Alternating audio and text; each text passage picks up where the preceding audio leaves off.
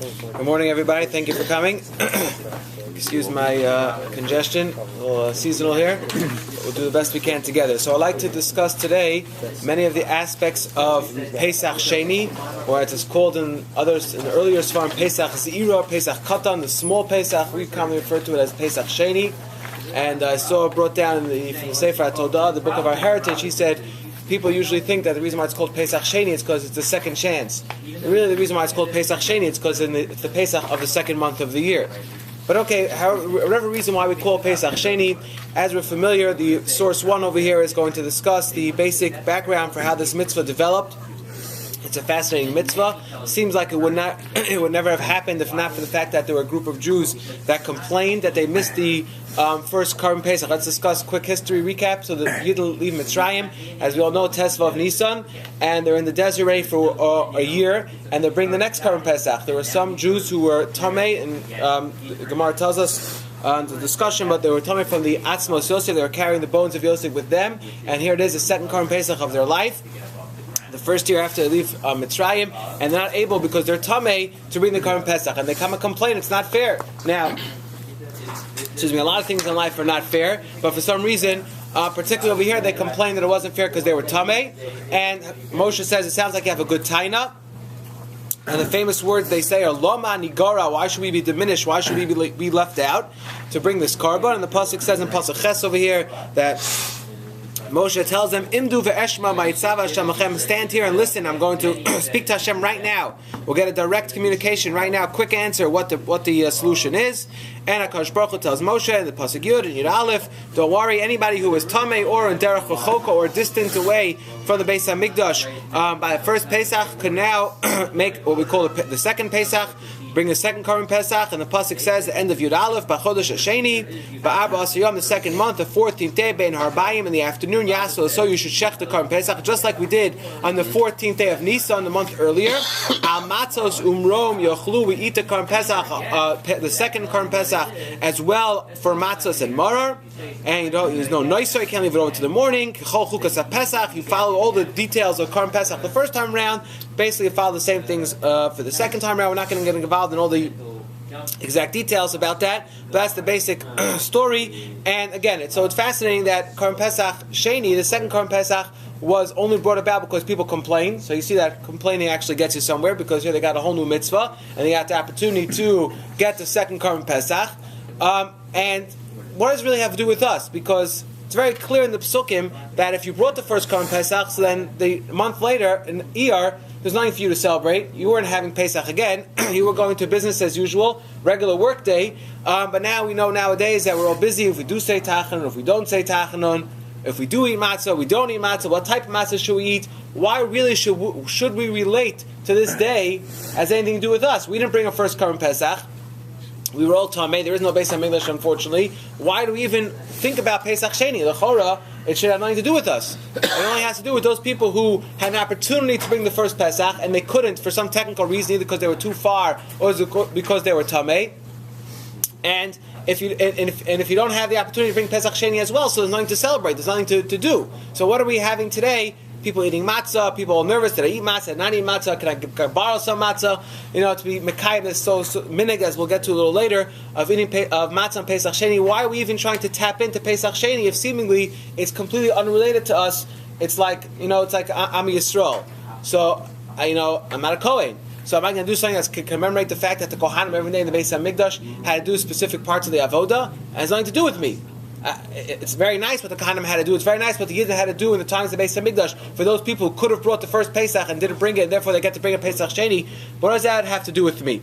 So that's the first issue I want to raise, and hopefully we'll get to it as we go along. The second question, I want to jump back a little bit to the Haggadah Shel Pesach. Just about 1 month ago, we all read by Korech, we had Matzah, Motzi Matzah, Mora Korech.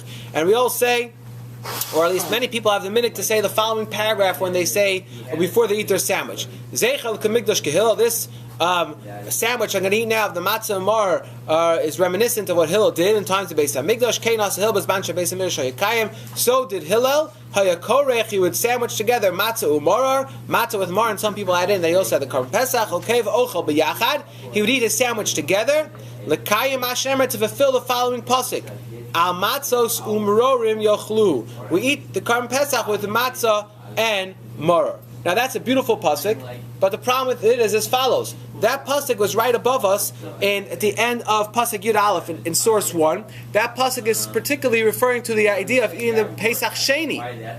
The pasuk back in Parshas Bo, which has the mitzvah of Pesach Rishon, that pasuk says umatzos amurorim yochlu, a similar pasuk but slightly different. Meaning, we're asking a question now: why by Korech, when we're commemorating seemingly what Hillel did in the times of the Beis Hamikdash, we ate Karban Pesach, we're bringing the pasuk of Pesach Sheni? It's the wrong pasuk. We should bring the pasuk that refers to when they ate the Pesach Rishon with matzah umar. The pasuk we're quoting, amatzos umarom yochlu, is the end of pasuk Yud Aleph up above, and it's not talking about Pesach Rishon. So why by Korech are we bringing a pasuk of Pesach Sheni, not Pesach Rishon?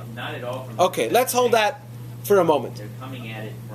So before we get to the next source, the Minchas Chinuch, just give a backdrop. We spoke about this a little bit already, but just to get it all together, the idea of Pesach Sheni is if for whatever reason an individual was too far away from the Beis Hamikdash by the first Pesach, or he was Tamei Meis, he could not purify himself on time for the first Pesach, so he has an opportunity, he has a makeup a month later.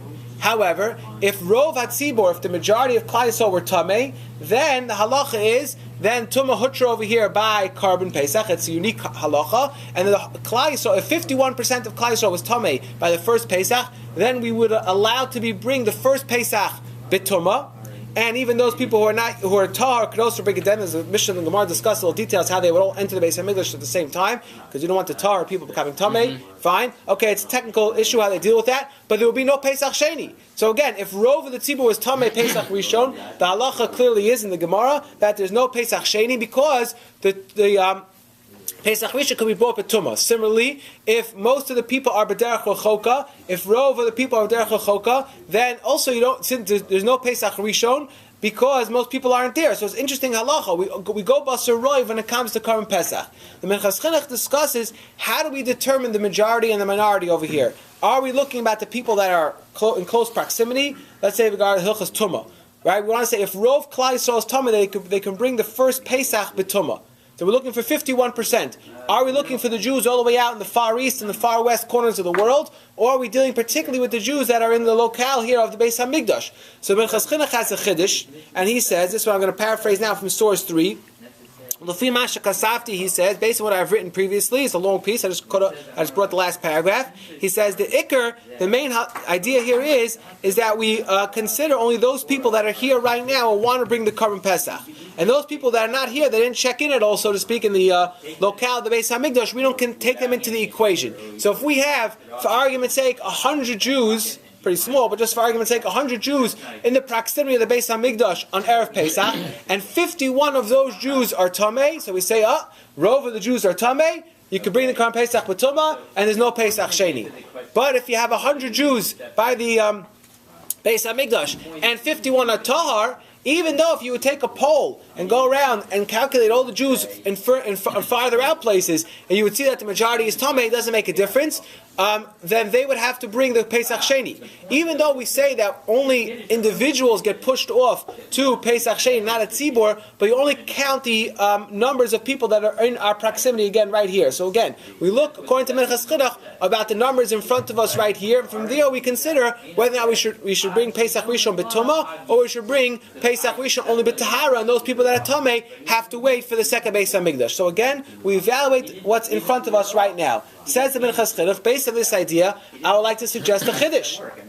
Nowadays, he says, unfortunately, we're all Tamei Meis. Rov of us are Tamei Meis, but Rov of us, we're not in proximity to the Beis HaMikdash on Erev Pesach.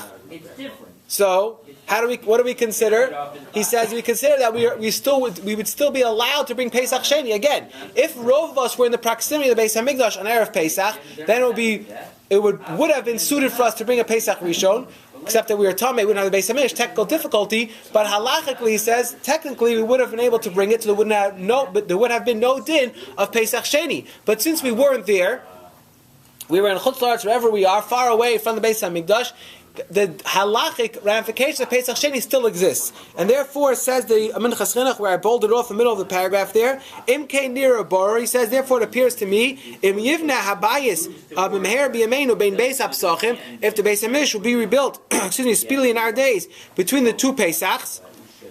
Go back to the next line where it's bold. He just brings a proof from Rosh Hashanah that's possible. Kivan de Berishan Lahal Yisrael Sham, since by the first Korban Pesach the majority of the Jewish people were not there. V'lo Haya Mikdash, there was no Beis HaMikdash. Ein Chiluk Bein Rov L'Miyat. We don't have to be worried about what the majority was, what the minority was. Im Kein Kol Yisrael Chayav Maaseh Pesach Sheni.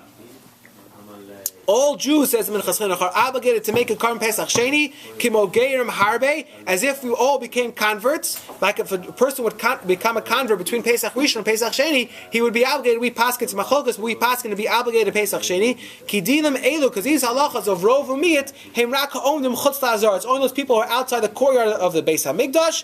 And he says, Al Be'ein Omdim. If they're not there, if Ein Beis HaMikdash, Ein HaCheshbon Hazeh, we don't have to make that calculation, and all Klal Yisrael would make the Pesach Sheni. So again, Minchas Chinuch is saying, halacha, that if the Beis HaMikdash would start being built right now, before Pesach Sheni, we would have the opportunity this year, all of us, even though there was no Pesach Rishon, to bring the Pesach Sheni. It's kind of interesting, we're calling it Pesach Sheni, but really it would be Pesach Rishon, right? Because there was no Pesach Rishon. Pesach Sheni will become Pesach Rishon. Yeah, well, I used to say that if they built the Beis HaMikdash before Pesach Rishon, and we had the opportunity to do the carbon, then but the ones who didn't, then they could do the Sheni. But since all of us were considered to be, we're all Tamei now, so there was no consideration for the Pesach Rishon, so Pesach Sheni still exists.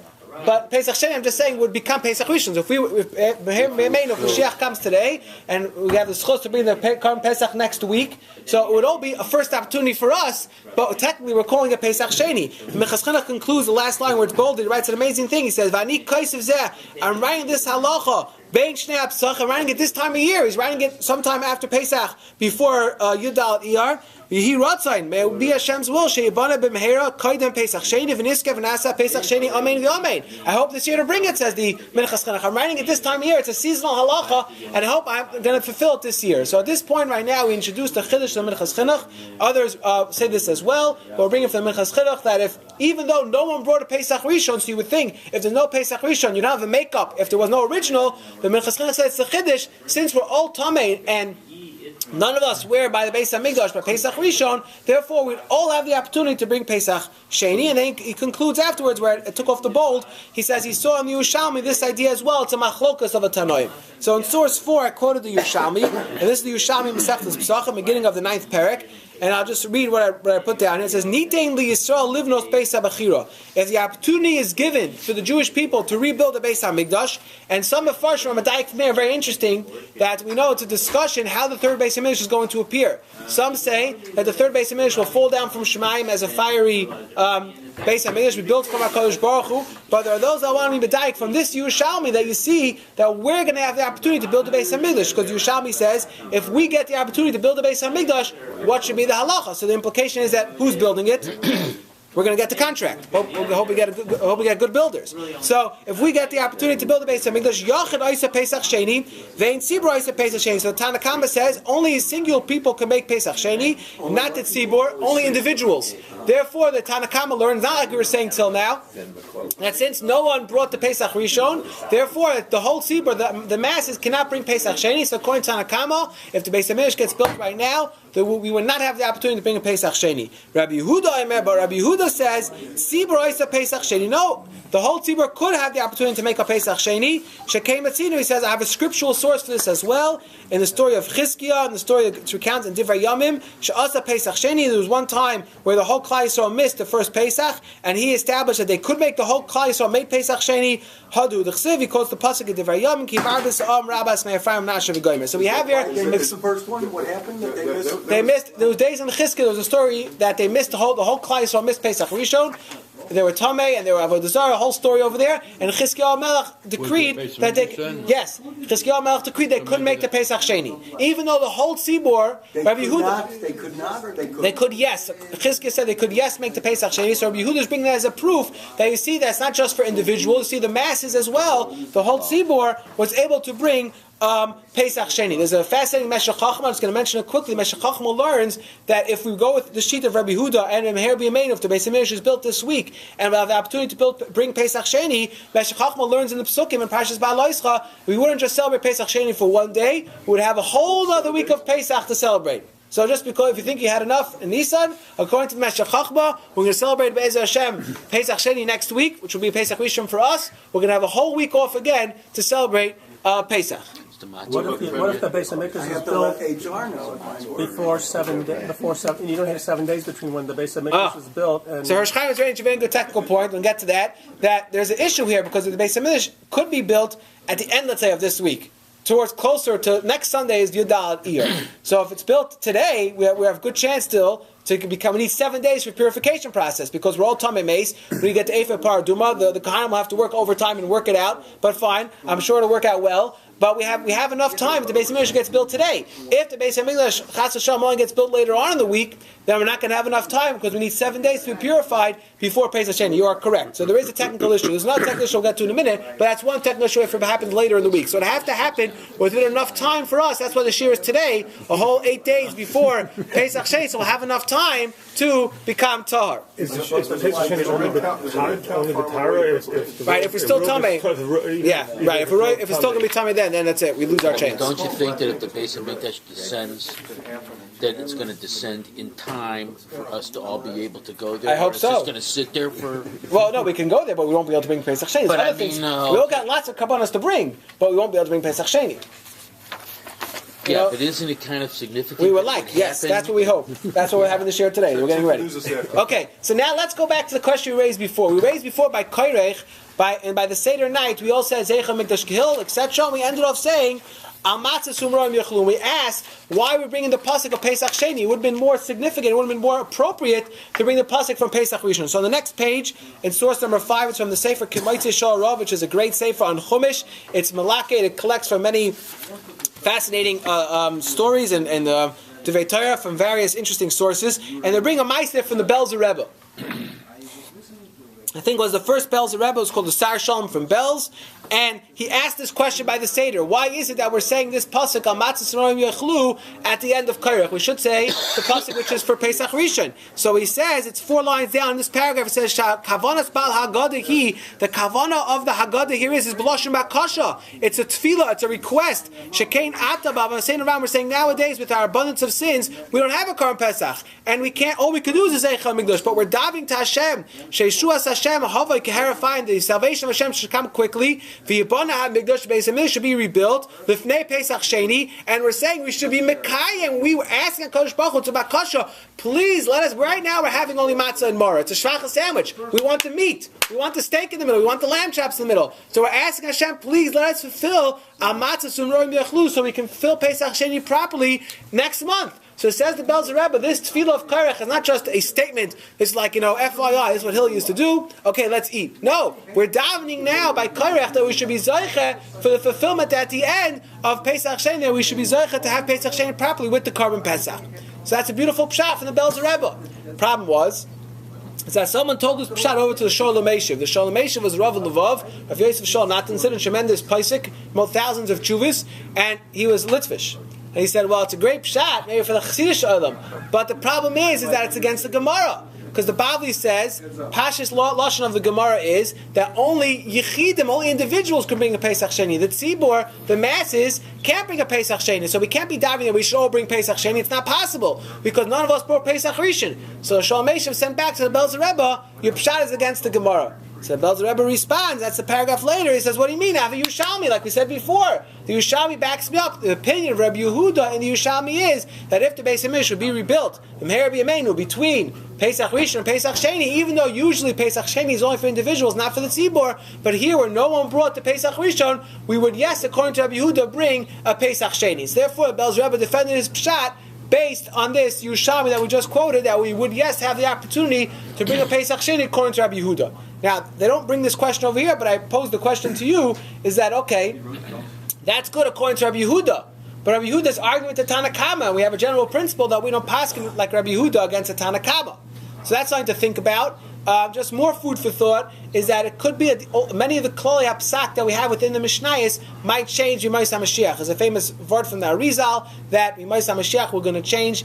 Even though now we paskin like Hillel, Beis Hillel, we're going to paskin Laslav like Beis Shammai, and there's many pshatim exactly what that means. But just because we have a certain klal now in place that we paskin like Tanakama over Rabbi Yehuda, doesn't necessarily mean that for sure we'll paskin like Tanakama Rabbi Yehuda Laslav. So it could be that's why the Belzer Rebbe was still hopeful that Laslav will pass like Rabbi Yehuda, so we can have the opportunity to bring the Pesach Sheni in case we miss the Pesach Rishon. But based on this now new Yisai that we're saying that if the Beis Hamikdash should be rebuilt today, we would have the opportunity to bring the Pesach Sheni, the grandchildren of a Chassam Sofer give an amazing pshat. They say there's a very interesting tshuva for the Chassam Sofer where he's not discussing Pesach Sheni at all. He's discussing other halachos about all different types of things. In the middle he writes, and today's date is Yud Iyar, the 10th day of Iyar, which will be this week on Tuesday. It's the day of the Bikur, or Wednesday, right? It's the day of the Bikur, of the checking for the Pesach Sheni. Now, seemingly that's interesting information. He's examining his carbon for the Pesach Sheni. There was no Beis HaMikdash. What's he talking about? But the real problem is that the Gemara says clearly that the carbon Pesach that we bring in Nisan, the real carbon, the main carbon Pesach, that needs the halacha of Bikur Dal Yom. We set it aside 4 days before and we check it to make sure there's no blemishes, no mum. Right? I remember as a child, when I was in elementary school, they used to bring us around in the month of Nisan. One of the Rebbeim would walk around with a lamb through the school, a live lamb. I don't think they still do this nowadays. I know the laws maybe changed. And they would show us what a lamb looks like. Because when I was in Brooklyn, people didn't have pets. People didn't have animals. There was no petting zoos around. If you want to know what a sheep looks like, they got to bring it to school, right? So they brought it around. We would see what it looked like. They tried to teach us some of the basic halachas, what to look like, what a mum might look like. I'm not sure if they all knew exactly themselves either, but they were trying to just give us the experience of understanding what it might mean to have a lamb tied to your bed. So, but the halacha is that Pesach Rishon needs a bikur dal yom. We set it aside. We look for a mum for 4 days before. Pesach Sheni, the Gemara says, doesn't have this halacha that it requires a bikur of dal yom. We just could pick an animal up that morning as long as it doesn't have a mum and bring it for the carbon. We don't have to designate it 4 days in advance. So why the Chassam Sofer writing his tshuva that today is Yud Iyar, the 10th day of Iyar, and it's the day where I'm examining my sheep for my Pesach Sheni. What's he talking about? The Gemara says you don't need to do it. Says Rav Yosef Anatoli Stern, who was a descendant of the Chassam Sofer, he says, based on this pshat of the Belzer Rebbe, I'll explain to you as follows. Maybe the Chassam Sofer holds like the Belzer Rebbe as well. And it's true that a regular Pesach Sheni in the times of the Beis HaMikdash would not have required a 4-day separation because it was only what's called a carbon yachid. It was an individual's carbon. Only a carbon sibor, a carbon that's bought by the masses, needs to have bikur dal yamim. But now that the whole Klal Yisrael has the opportunity to bring carbon Pesach Sheni, if it's Beis HaMikdash is built today, so a carbon Pesach will have Pesach Sheni will be like a carbon sibor again, and therefore we would need to separate a sheep or a goat 4 days before Pesach Sheni in order to be ready for the Pesach. So we have to, number one, prepare ourselves in case Beis HaMikdash gets rebuilt today. We have to get ready to become tahar. And number two, this week in the middle of the week, we all got to get our sheep ready or our goats ready and make sure they don't have any blemishes for the carbon Pesach according to this Chassam Sofer. Okay, so until now we discussed the basic halacha of Pesach Sheni and how it's applicable nowadays. Be'ezus Hashem Yisbarach, that the Beis HaMikdash will be rebuilt now, according to many poskim, we'll still have the opportunity to bring Korban Pesach Sheni, even though none of us brought a Pesach Rishon. Okay. First, we'd have to become tar. Yes, we need to become tar. Yes. So how am I going to do that to get ready? Well, the Kohanim are going to. Well, we need 7 days for that ritual to happen. Right. It's a 7-day process. So the Kohanim will prepare you. They'll get you the Efer Paraduma, the ashes for the Paraduma. Everything will be set up. They'll set it up. We don't have to worry about it. Okay. So just stay tuned. You just get in line. Just get in line. Right. But since it's everybody's Tomei, do we have to worry about getting everybody tahor if it's within less? Yes, if it's for Pesach Sheni, we'll have to be tar again. Even though no one brought, even though the masses were everyone was tamei, the halacha only applies to Pesach Rishon. For Pesach Sheni, if the mass is still tamei, we lose the opportunity. So we gotta hope. Today's the day. Okay, now I want to discuss some of the other halachos that are applicable on Pesach Sheni. In case the Beis HaMikdash is not rebuilt, lo yaleinu, and we have Pesach Sheni the way it's been until now for the past number of years, what are the various minhagim and different things that we do on Pesach Sheni? Did you say that the Pesach Sheni is an individual carbon or tzibur carbon? Usually it's individual carbon. If it's going to be like this year, Be'ez Hashem, the Beis HaMikdash will be rebuilt, and we're all going to bring Pesach Sheni, it'll have a din like a carbon tzibur, similar in certain aspects. Okay. technical point, some stuff wasn't tahor yet, so Right. Even. But he's writing. This is the day that he hoped to have been the day, right? Hoped to be the day of separating his. Listen, at least we can get used to the halachas of start separating the karbanos, and now we can't. You have to be careful. You can't say this is going to be my carbon because then you're putting kedusha on the animal, and that's a big problem. You could say in case there's going to be some midrash, and I'm going to need to have a sheep or a gedi, I would like this one to be ready for it. But don't designate particularly. We'll get to halacha more in a minute because that's halacha of Isra of saying basar zelet lePesach, designating a specific animal or meat for a Karban Pesach. But let's discuss various minhagim that we might have on Pesach Sheni. So there's a chidah, source number 6, in the Sefer Avodas HaKodesh. The chidah writes a quick one-liner. He says, Yom Pesach Sheni, Yarbe Simcha Ketzas, increase Simcha a little bit, Ki Kodesh Hayom gets a holy day.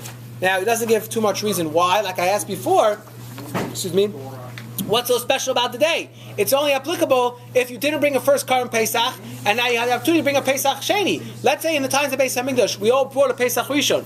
So seemingly Pesach Sheni would be a regular Tuesday, so to speak. It would be just a regular weekday.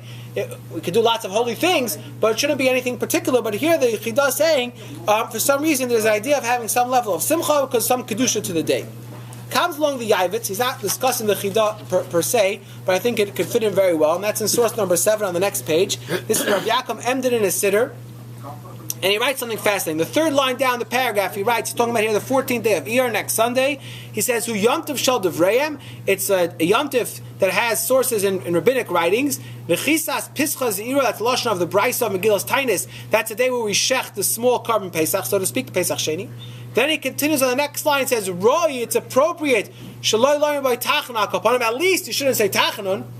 Now again, he doesn't say why. He's just saying because there's some special power of the day, but at least we shouldn't say Tachanun. Now, the Tam Pesach Sheni, says Yaakov Emden, an amazing idea here. The reason for Pesach Sheni, Shehukva B'Ir, that was established in Ir, Gilu Li Min HaShemayim, I had a revelation from heaven why this day is special. Now, because keep in mind, there's another question I didn't raise before. I had a revelation. Yeah, Gilu Li Min HaShemayim, it was revealed to me from the heavens. But let's keep in mind, I have another question here. Pesach Rishon is in Nisan. How long does, now they said because the people were tamei, right? How long does the purification process take? Like we said, 7 days. Let's even give an extra week for whatever technical issues people come up with. So let's say it would take someone 2 weeks to become tahor. So still, we should have Pesach Sheni Rosh Chodesh Iyar. Why are we waiting to have Pesach Sheni a whole month after Pesach Rishon? Let's wait 2 weeks, 10 days, something, enough time to become tahor, and then get on with it. Have the Pesach Sheni. Why are we waiting a whole month later? Says of Yaakov Emden, it came to me from the heavens as follows. He says, because in the day of Yud Dalet Iyar was a day that the matzah, the biscuits, the bread that they took out with them from Mitzrayim was completed. He quotes that from a medrash. He says after the parentheses there, he says Lefikach Ad Ka Nimshach Neis Yitzias Mitzrayim V'Achilas Matzah. For the first month when the Jews left Mitzrayim, the whole experience of Yitzias Mitzrayim was 1 day Tezvav. Then a week later, we know they crossed the Yam Suf, but there was still some aspect of the Neis that was still alive and kicking. Some level of kedusha was still going for the whole month. They existed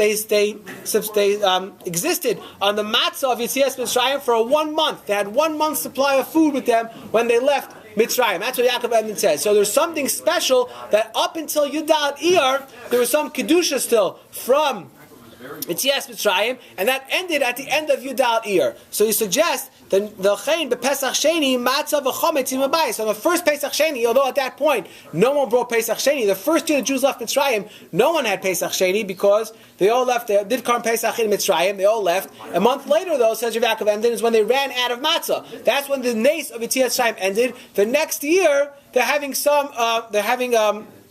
the second Karban Pesach brought in Nisan. People are complaining they want to have the opportunity as well. So HaKadosh Baruch Hu tells them, fine, you could do it a month later. Why a month later, says Yaakov Emden? Because for the first month of after Yitzias Mitzrayim, there was still some aspect, some shemet, some leftovers of the Nes that was still in existence. So therefore, he says that's why Pesach Sheni was established to be brought on the 14th day of Iyar, because that's the last day where it connected still to Yitzias Mitzrayim. So just think about the Nes of Yitzias Mitzrayim. We all leave Egypt en masse.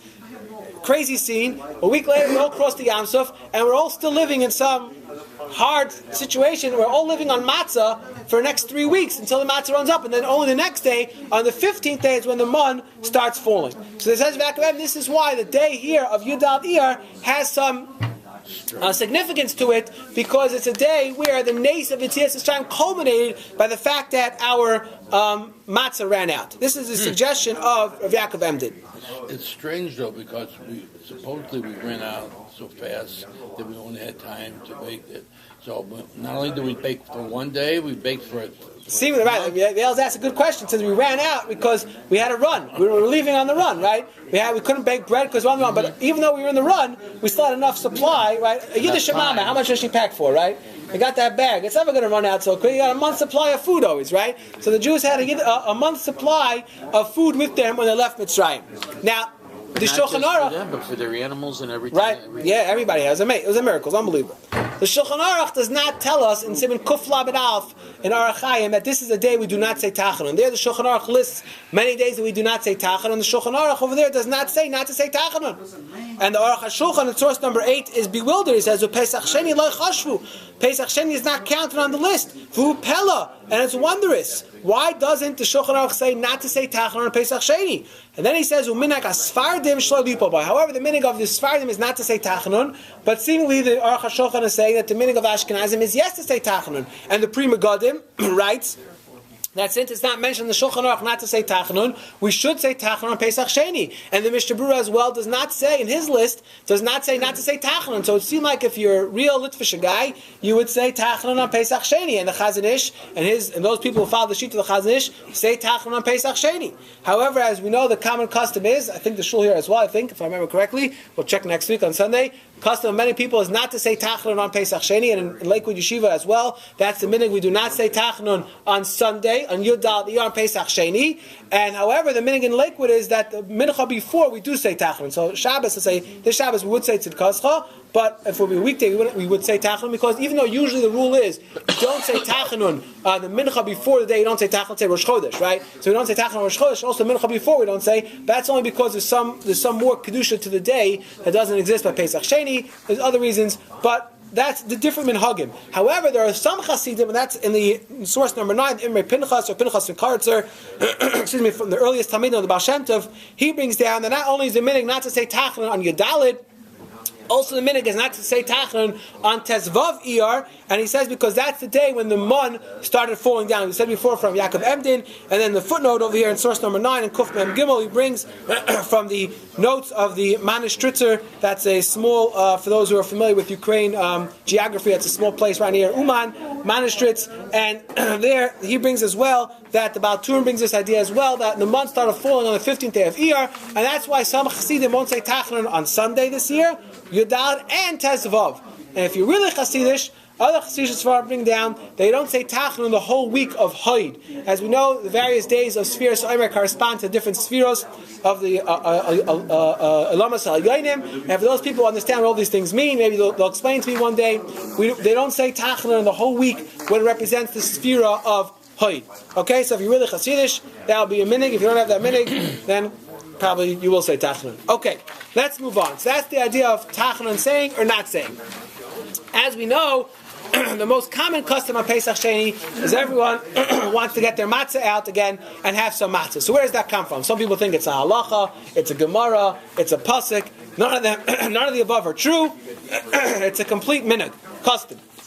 And first of all, it's interesting to point out the Noid Rabbi Yehuda, in his Chidushim and Masechtas Brachos points out, he's not discussing the minhag of eating matzah at all on Pesach Sheni. He's discussing the matzah that they ate on Pesach Sheni when they brought. What type of matzah did they have to eat with it? We know by Pesach night, by the Seder, we're all makbid on shmur matzah, whether it's machine shmura or hand shmura. That's a whole different discussion. But we're makbid on shmura matzah. What about the matzah of Pesach Sheni? So if you read the Psukim, says that Tzlach, he's medayik in the Psukim. The Psukim never say about Pesach Sheni anything about having shmur matzah. Just talks about having matzah. Therefore, suggests that Tzlach that by Pesach Sheni, when they brought the carbon, there was no mitzvah to have shmur matzah. They could even have what we call matzah ashira, egg matzah, or matzah that was not shamor. So you can have your regular Manischewitz egg matzah, according to the Tzlach, when you had your carbon Pesach Sheni, because the pasuk only says Kechol chukas haPesach. The carbon Pesach follows the halachas the Pesach Sheni follows halachas of the Korban Pesach Rishon, but the matzah aspect of it says the tzlach doesn't follow suit.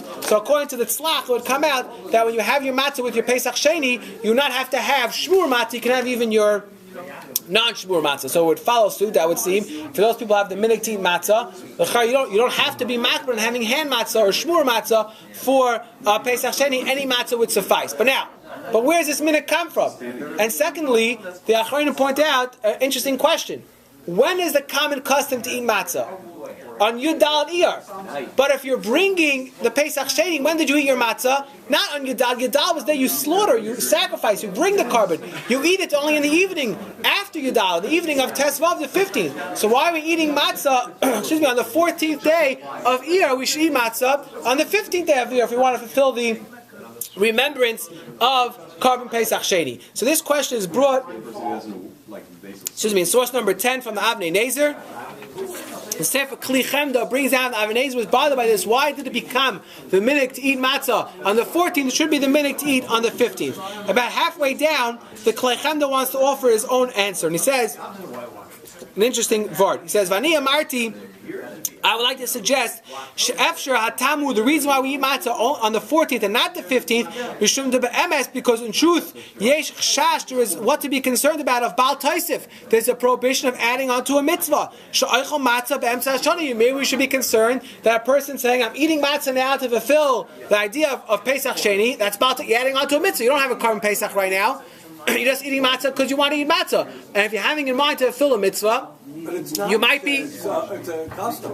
Well, if you're having in mind, though, you're eating it to fulfill a mitzvah. If people think it's a mitzvah, so you're running into a potential prohibition of Baal Tosef adding on to a mitzvah. However, no, because today is Pesach Sheni.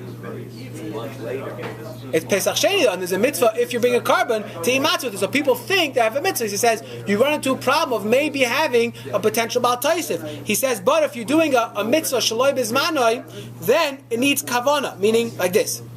He says if I do a mitzvah on the day or in the zman of a mitzvah, even without kavana, I can have Baal Taisif.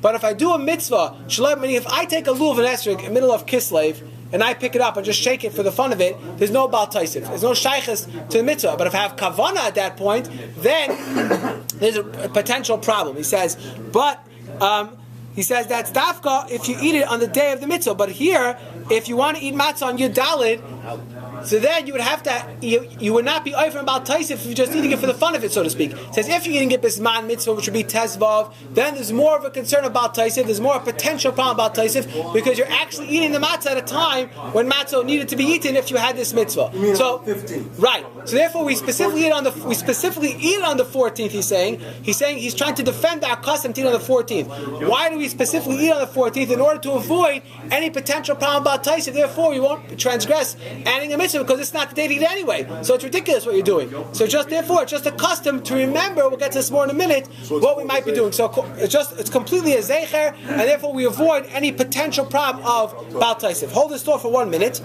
And the Rivos Ephraim Greenblatt Zatzal, he was asked, where's the source for this minig? So he writes a letter to his good friend, Reb Chaim Kanievsky Shlita, and Reb Chaim Kanievsky tells him, that's only a minig chasidim. But Sleinu, by us Litvisha, we don't have this minig of eating matzah. So Reb Chaim Kanievsky learns the whole minig of eating matzah is only chassidish minig. The Litvisha don't have the minig. It's interesting to note, though, Reb Chaim Kanievsky's father, the Stipler Zatzal, did have the minig to eat matzah because he came from chassidish yichus. Chaim Kanievsky kind of adapted many of the minhagim of the Chazon Ish, his uncle, and the Chazon Ish's minig was like the Litvisha, not to eat matzah on Pesach Sheni. They don't have such a minig. So you have the chassidim eating, not saying tachanun and eating matzah, and you have Litvisha saying tachanun and not eating matzah. But more than just eating matzah, in the source 12, I saw from the Sefer Lekutei Marich, which is a lot of Chassidish Minhagim, he brings down from the Rebbe, the Imrei Eish, and of David Deitch from the Gedolei of Galicia, they had matzah taka the night of the 15th, so this year will be Sunday night, they had matzah. But not only did they have matzah, they also had a cooked egg, to remember a carbon, and they would learn the halachas of Pesach Sheni that night. So they made like a mock seder, so to speak. That was the minig in Galicia of Sorach Chassidish. They would have matzah with an egg, and learn the halachas of Pesach Sheni. Why not read the Haggadah too? So they're because we don't leave Mitzrayim. Everyone agrees we don't leave Mitzrayim that night, right? The Darkei Chaim Misham, the next page, which is the Minhagim of the Minchas Elazar, the Munkach Rebbe. This is recorded by his Talmud of Gold in the Sefer Darkei Chaim Misham. He brings down the Minig of Munkach, and the Minig, he says, of all Talmidei of the Baal Shem Tov was to get together on Pesach Sheni, have some type of farbrengen, some type of tish, because the Iker, we go with the Haskalah, and what would they sing? They would sing Adir Hu, the song we sing in Nirtza, right? Adir Hu, Yivne Beis HaBikar, we want to have the Beis HaMikdash be rebuilt speedily in our days. That's the song they would sing by their Pesach Sheni tish, and they would eat matzah, and they would eat maror. So that's if you're a Munkach, you can't just get away with having a little nibble of matzah, that would be easy. You also got to have a little maror in order to get the mitzvah, the zecher as well of maror. But he says also, the Munkach Rebbe's minig was also to have a little matzah as well on Tesvav. So that's a different minhagim, and we'll get to that more in a minute, a little bit, about when to eat matzah. Some people have the minig to eat on your dalit, some people have the minig on Tesvav, and some people have the minig not to eat matzah at all. So you'll be safe either way. There's another fascinating halacha which is brought up, some places can discuss. We all know the custom is that Leil Seder, by Pesach night, we do not eat roasted meat. Why is that? There's a Mishnah in the middle of Pesach which tells us that some people have the custom not to eat roasted meat, so we shouldn't look like we're having a carbon Pesach. How about Pesach Sheni night? Next Sunday night, can we have a barbecue? Barbecue roasted meat, right? Well, because why don't we eat roasted meat on Pesach night? Because it looks like the carbon. So how about roasted meat on Pesach Sheni night? Says the Rashash in the back of the Gemara, just like there's a minig and there's a chash not to eat roasted meat on the night of the Seder, there should be a minig, there should be a concern of eating roasted meat on the night of Pesach Sheni as well. It's the same idea. In logic, it should follow that just like we don't eat roasted meat the night of the Seder because it shouldn't look like current Pesach, we shouldn't have it as well on the night of Pesach Sheni. So according to the Rashash, no barbecues next Sunday night. However, Chacham Avadia, and this is quoted by Rav Ephraim as well, says that there's no minig like this. We don't have a minig. If you want to be machmir, then don't take a whole lamb or a whole gedi or a whole kid goat and roast it, because that really looks like a carbon. But to have just a little lamb chop or a little hamburger and stuff like that, he says there's no minig, or no chicken, or that would be okay. That's the common minig. We're not machmir for this Rashash. But he does point out, like I said before, you have to be careful not to say this basar is from my current Pesach Sheni. Just like you can't say it for Pesach Rishon, you cannot designate, because that gives it a certain chashivas of kachim bachutz, of sacrificial meat. Now it'll be a problem, so you have to be careful. You can say it's a zecher, it's just, I wish I had the current Pesach Sheni, things like that, but you cannot designate it particularly for your current Pesach. I want to end off with something the Munkach Rebbe said, and it ties into eating the matzah as well, which is an amazing idea. The last year of the Munkach Rebbe, the Minchas Elazar's life, he was very sick before Pesach, and it was in the 30s, 20s or 30s, I don't remember exactly. And he says, he couldn't get together with his Hasidim. He was basically in his room, deathly ill, and shortly after Pesach, Al Chafei Nisan, it was one of the Sanzer Rebbe's yard sites, and many of the Rebbe's that went to the Sanzer Rebbe's kever, and they were davening, and they all had in mind for the Fuhr Shleim, for the Minchas Elazar, for the Munkach Rebbe, and the next day he started feeling a little better, and the Chassidim were getting excited, because Baruch Hashem, the Rebbe seemed to be coming too, and they were hopeful that at least by Pesach Sheni, he would have more strength, and they would have the tish like they regularly have with the Rebbe on Pesach Sheni. They were looking forward to the Pesach Sheni tish with the Rebbe. And he says, but Lamaisa, the Talmidim bring down that he didn't get strong enough. He got a little better, but he wasn't well enough to come back out to join the Chassidim. They had a minyan in his house, but he wasn't well enough. And on Pesach Sheni, he calls out to his Rebbetzin and says the following. This is towards the last third of the paragraph, where it's like it's in quotation. It says, "Mashal." He says, "I'll tell you a mashal. What's this like?" Pesach Sheni, "Lama dover doime." What is this comparable to? The Melech Gadol, to a great king, Asher Girish Benoy, that exiles his son, Mimenu, kicks the prince out of the palace. Le'eza Mokam, the Merchakim, sends him far away. Visham Mokam Ahu, he says, in that place where the son is far away, he sends him a chef, gives him an opportunity to have food, so the son should be taken care of. And every day, the prince, although he's far from his father, the king, at least he has the opportunity to get whatever his favorite delicacy is, and he can eat food properly so he can stay healthy. It says once a year there was one day where they celebrated the anniversary or the birthday, whatever it was, of the king, and the king would invite all his fellow governors and officers, and all the head honchos would come to the palace and celebrate with the king. And that day the son was hopeful, he was waiting that hopefully his father, the king, will call him back. So when the chef came to ask him today, what do you want to see? He says, no, I don't want anything. I'm waiting because I don't want to eat here now. I'm waiting because I'm hopeful today my father the king will call me back and I'll join the big festivity, the big party back in the palace. And the day goes on, the clock is ticking, it's 1, 2 in the afternoon, 3, and he's waiting and waiting. Finally, as the shkia is coming, as the sunset's coming, he realizes that he's not going to have opportunity. His father's not going to call him back. He says, okay, I got to eat something. I see I'm not getting back to the palace, but at least prepare for me my father's favorite dish. Prepare for me the food that they'll be serving today. If I'll be by the party, so I can have some time and some flavor and some relation to the party that's going on. Says the Munkach Rebbe, Pesach Sheni, we're sitting, we're waiting, we're kicked out of the palace of Hashem, we're far away, and we're waiting, we're anticipating. We want Hashem, we're waiting for Hashem to call us back. We don't want to eat matzah. In the morning, breakfast, we don't want matzah, we want Hashem to call us back. As the day is coming to an end, he says, that's when he wants to have something to eat. Now he wants to have matzah. He realizes that unfortunately, HaKadosh Baruch Hu is not calling him back today. So he says, tells the Rebbetzin, the last couple lines, he says, Telchali, prepare for me some tashmi matzah, prepare me my knedloch. I'll have something for the matzah. I'll be able to eat some soft food.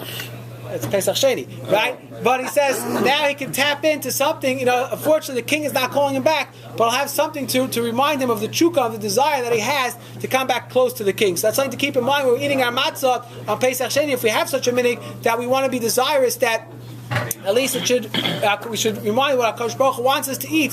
But Meher Yemenu with the building of the Beis HaMikdash. I just want to end off with a tremendous vart I saw Chizik from Tzvi Meyer Zilberg, who's a big mechazek, a big rebbe in Eretz Yisrael, grandson of Gedal Yeshur. He says, the pasuk says, we start off with Lo Manigara. Klal Yisrael's taina was Lo Manigara. Why should we be left out? Why should we be, second fiddle to those people who got to do the mitzvah? He says this taina, we see HaKadosh Baruch Hu responds to them right away. He says, you see from here the powerful tefillah of Lo Manigara. If we would approach HaKadosh Baruch Hu and say, Lo Manigara, why should we be left out? Why can't we be a bigger Talmid Chacham? Lo Manigara, why should we be left out? Why can't we have more Yirah Shemayim? Lo Manigara, why should we be left out and not have an opportunity to be more chesed? He says HaKadosh Baruch Hu will respond, but we have to stand firm in our prayer, just like it says over there by the pasuk. Moshe Rabbeinu tells them, stand, right? The pasuk said, Imdu, stand here, Imdu ve'eshman, I'll tell you, my Yitzav Hashem, if we're ready to hear the Dvar Hashem, if we're ready to hear and change and get a message directly from HaKadosh Baruch Hu, what we're supposed to do, HaKadosh Baruch Hu, Be'ez Hashem, listen to our tefillah of Lo Manigara, and we should be zeicha to